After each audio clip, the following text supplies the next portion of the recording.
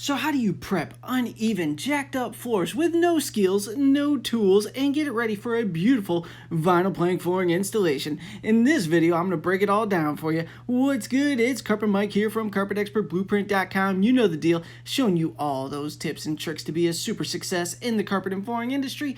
And in this video, we have super jacked up, uneven hardwood floors in a house that's over 150 years old. And you know, when I cut my product, I just use a plank to cut my product. You know what I'm saying? So we got some prep on the floor there. We're going to pour some water in the middle of this volcano here, and then we're going to go ahead and stir that goodness up. We are going to turn that into a nice solid pile of maneuverable mud, and once we have that mixed up all proper like, we're going to go ahead and spread it about.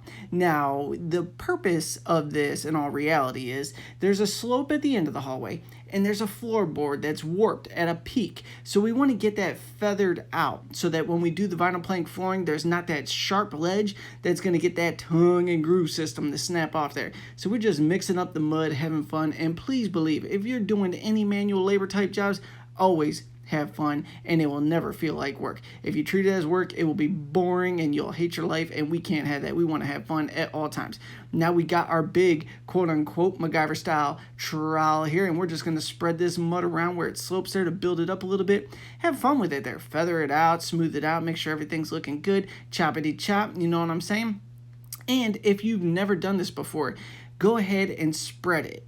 Have it dry, light gray. Once it's light gray, you could take a razor scraper to it after that and smooth out all the chunks. You may have to give it another coat after the fact just to make sure everything's all nice and smooth and feathered perfectly, because the last thing you want is to assume that your first batch of mud was good enough and then it go and have too many ledges and problems and issues under your vinyl plank flooring. So, having said all that, let's go ahead and get you some views here. You see that big old popped up ledge right there? That was the main concern actually out of all this. And then we're just having fun at the other end, because why not?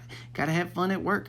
And oh, hey, you see at the bottom of the wall there? That's foam filling the wall because the insulation on it was literally pouring out like a sandbox. It was this old school insulation. You touch the wall and like sand would just fall out of the wall. So we came up with the brilliant idea that we're going to shoot a bunch of foam at the bottom of the wall to seal it off. And then once it dries, we're going to go ahead and take our knife to it, clean it up, install the flooring, and then reinstall the beautiful natural baseboards that were in there. Back to this feathering out the floor though. Look at this here. You just catch that ledge, feather it out, everything's good. Let's get back to the problem at hand here. All right, look at all that mud right there. Now we just want to take our big old fake trowel here and smooth it out. See a big old gob there? We don't want that big old gob in the middle of the floor there. Just take the trowel, feather it out, and then all those chunks, like I said, once it dries light gray, go ahead and take your razor scraper, just smooth it out with that, cut down those high ledges with it, go over it one more time to give it that true feather finish, and you'll be good to go. So, any questions about the carpet and flooring industry, go ahead and comment down below, and I look forward to connecting with you in the next video.